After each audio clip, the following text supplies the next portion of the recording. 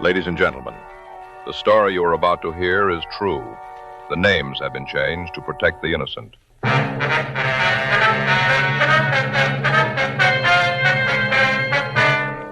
You are listening to WOTR, broadcasting exclusively on the Google network, the station dedicated night after night to the great dramas, mysteries, and adventures of radio's golden age.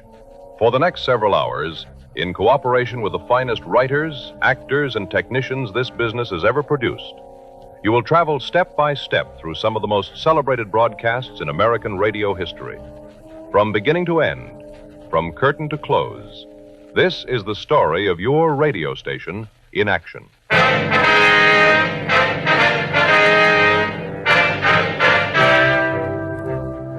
Every Friday, WOTR brings you an evening built around the men and women who made this medium what it is.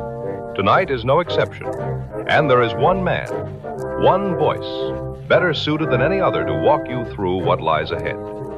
He is a detective sergeant with the Los Angeles Police Department. He does not waste words. He does not waste time. And he most certainly, ladies and gentlemen, does not waste your evening. Detective Sergeant Joe Friday. The lineup, please.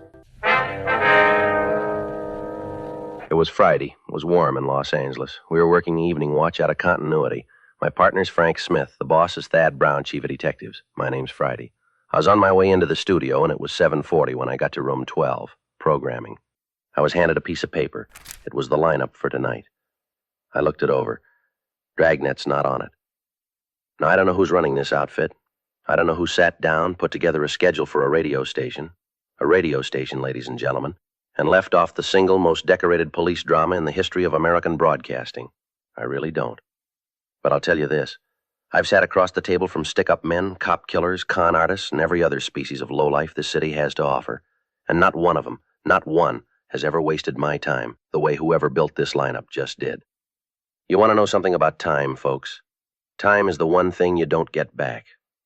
I've watched men bleed out on a sidewalk over a matter of seconds.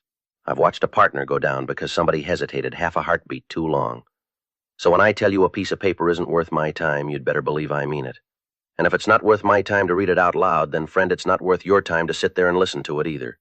This lineup, and I want to be very clear about this, this lineup is not worth shit. What? Now what do you want, huh? Oh, gimme that. Correction. Dragnet is on the lineup tonight. At 8 o'clock, WOTR is airing the June 10th, 1949 broadcast of Dragnet, the nickel-plated gun. Now, I'm not in the habit of talking up my own case files, but I'll make an exception tonight because this one's earned it. This is the first Dragnet broadcast known to still exist. Before this one, as far as anybody can tell you, there's nothing. This is where it starts. 2 patrol officers get shot outside a cafe on the wrong side of town. 1 slug turns into 2 guns. 2 guns turn into a string of stick-ups nobody can tie together. A liquor store, a couple of cab drivers, half the redheads in the city rounded up, and not one of them the right one. Takes Ben Romero and myself the better part of 2 weeks. A blockade, an IBM machine, and more shoe leather than I care to remember to run it down to 3 names and 3 guns. I'm not going to tell you how it ends. That's not how we do things. But I'll say this much. You want to know what this business actually looked like in 1949, before anybody thought to dress it up for television? You tune in at 8 o'clock. All right, that's Dragnet. Now back to George Fenneman.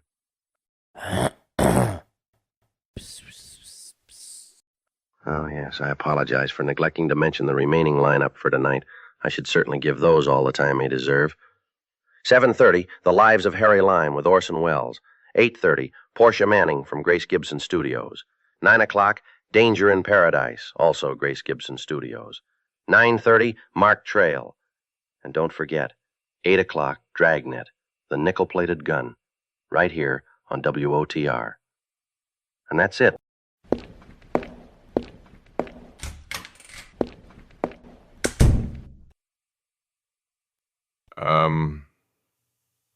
Good night, everyone?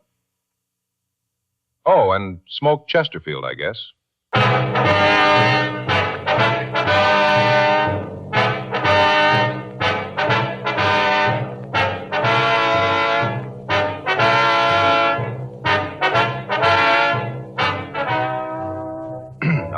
given an additional sign-off. The commentary just expressed does not reflect the opinions of WOTR, Chesterfield Cigarettes, the producers of this program, their families, or anyone else in the firing line.